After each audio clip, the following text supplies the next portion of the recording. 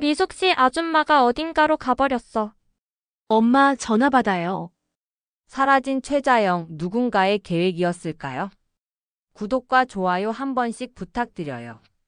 사무실에서 업무를 보던 제인의 휴대폰이 갑자기 요란하게 울렸습니다. 화면에는 붉은 경고창과 함께 어머니 위치 알림집이 아닌 외부 활동 감지라는 문구가 떠 있었습니다. 순간 제인의 가슴이 철렁 내려앉았습니다. 곧바로 어머니에게 전화를 걸었지만 들려오는 건 길게 이어지는 신호음뿐이었습니다. 엄마 제발 받아요. 조급한 중얼거림과 함께 손끝은 떨려왔습니다. 대답 없는 정적이 이어지자 불안은 점점 커졌습니다. 제인은 전화를 끊고 곧장 도민준에게 걸었습니다. 아저씨, 지금 엄마랑 같이 계신가요? 핸드폰에 집이 아닌 곳이라고 떠서요. 방금 전화를 했는데 받질 않으세요. 수화기 너머로 잠시 침묵이 흘렀고 이어서 도민준의 낮은 목소리가 들려왔습니다. 보람이랑 같이 유경이 가게에 계실 거야. 그 대답은 안도감을 주지 못했습니다. 잠깐의 침묵에 오히려 제인의 눈빛은 더욱 흔들렸고 불길한 예감은 이미 현실처럼 가슴을 죄어왔습니다. 도민준은 제인의 전화를 끊자마자 얼굴이 굳었습니다. 곁에 있던 정윤이는 그의 표정에서 이미 불길한 기운을 감지하며 황급히 도육경의 가게로 향했습니다. 도민준은 숨을 고를 틈도 없이 문을 열고 들어서자마자 유경이를 향해 물었습니다. 유경아, 보람이랑 미숙 씨 아줌마는 지금 어디 있니? 유경이는 고개를 들며 담담하게 대답했습니다.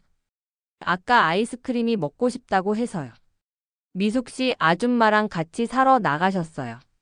그 순간 정윤이의 얼굴은 하얗게 질렸고 도민준의 눈빛에도 차가운 불안이 번졌습니다.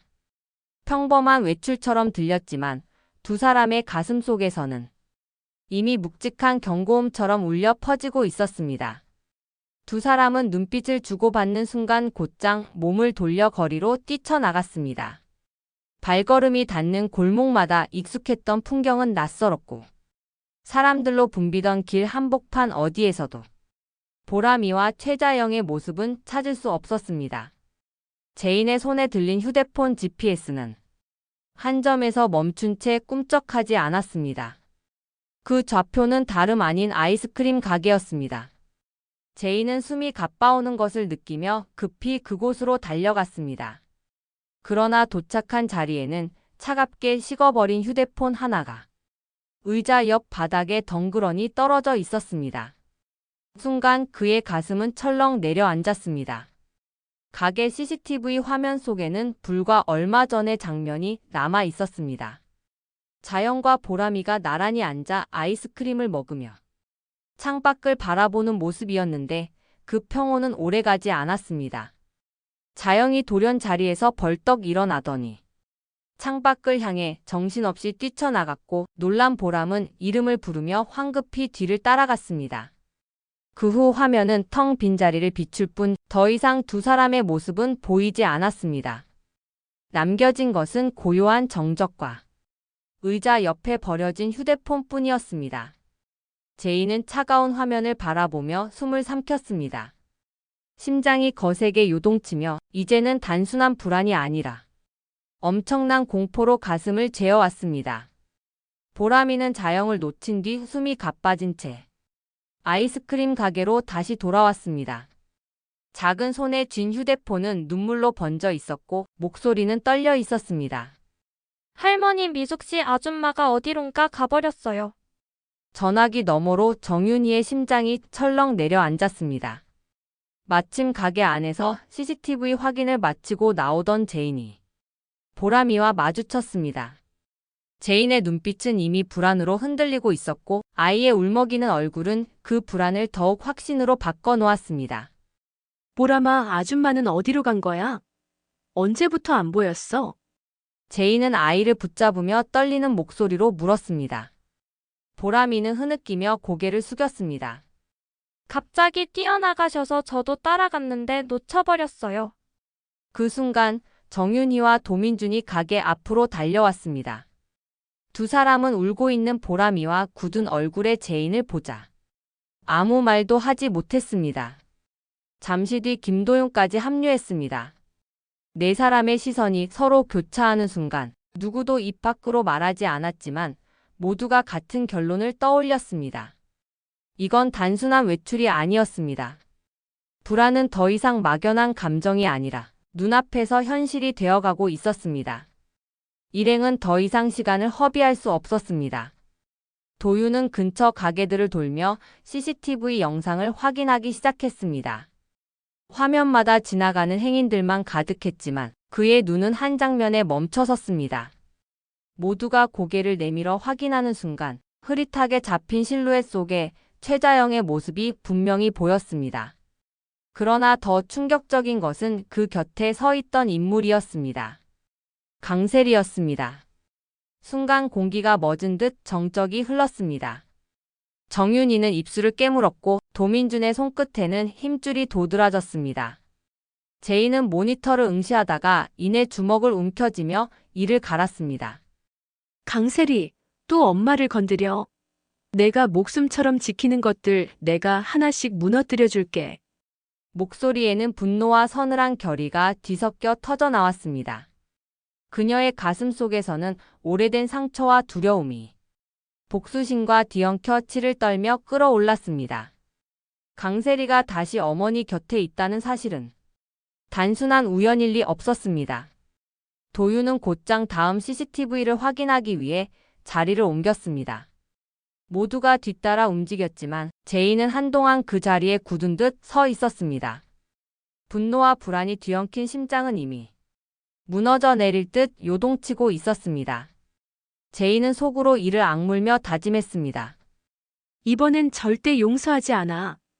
늦은 저녁 인적이 드문 골목에서 최자영은 허둥지둥 걸음을 옮기고 있었습니다.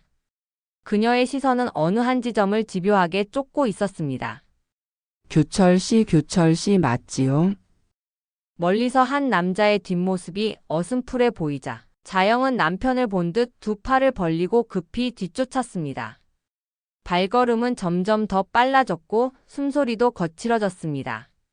그러나 가까스로 따라잡은 순간 그 남자가 고개를 돌리자 전혀 모르는 낯선 얼굴이 드러났습니다. 순간 자영의 발걸음은 멈춰섰고 눈동자는 공허하게 흔들렸습니다. 아니야, 교철 씨가 아니야.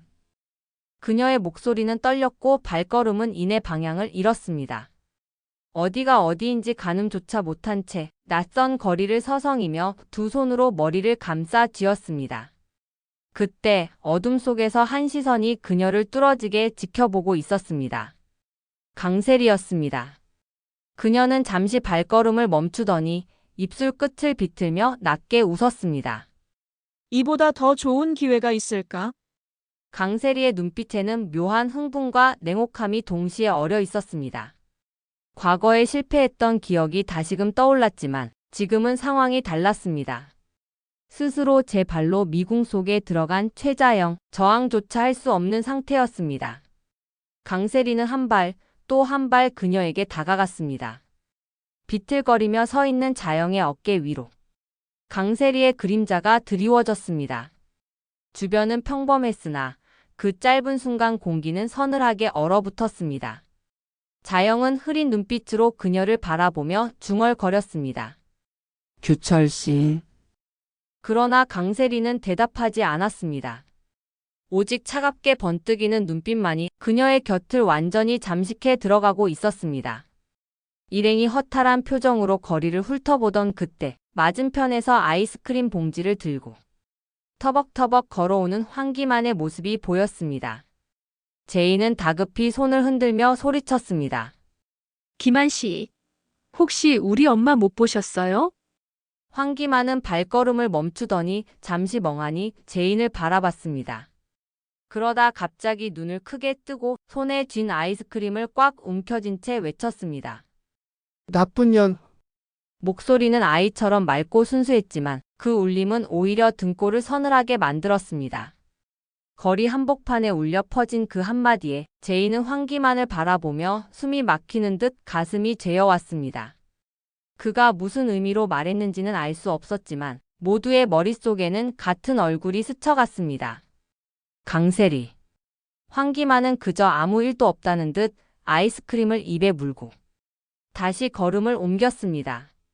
남겨진 건 오직 그 날카로운 외침의 메아리뿐이었습니다. 황기만의 외침이 사라진 거리 위에는 한동안 정적만이 흘렀습니다. 일행은 서로의 얼굴을 바라보며 숨을 죽였고 제이는 마치 심장이 내려앉은 듯 가슴을 움켜쥐었습니다. 그때 멀리서 누군가의 발걸음 소리가 다가왔습니다. 모두가 동시에 고개를 돌린 순간 사람들의 틈을 헤치고 나타난 이는 다름 아닌 강세리였습니다. 그녀의 옆에는 최자영이 멀쩡히 걸어오고 있었습니다. 자영은 여전히 혼란스러운 눈빛으로 주위를 두리번거리고 있었고 강세리는 마치 아무 일도 없다는 듯 그녀를 부축하고 있었습니다. 길을 잃으신 것 같더라고 제가 모시고 왔습니다. 강세리의 목소리는 부드럽게 들렸지만 그 미소 속에는 알 수 없는 냉기가 스며 있었습니다. 순간 정윤이의 손이 떨렸고 도민주는 이를 악물었습니다. 제인의 눈빛에는 분노와 의혹이 동시에 번졌습니다.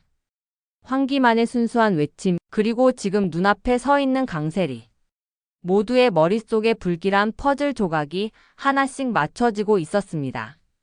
그러나 강세리는 그 어떤 흔적도 남기지 않은 듯 태연하게 자리를 지키고 있었습니다. 강세리의 진짜 의도는 무엇이었을까요? 정말 우연히 길을 잃은 자영을 도와준 것일까요? 아니면 또 다른 계획의 시작이었을까요? 과연 진실은 앞으로 어떻게 흘러가게 될까요? 구독과 좋아요는 이야기 전개에 큰 힘이 됩니다. 시청해 주셔서 감사합니다.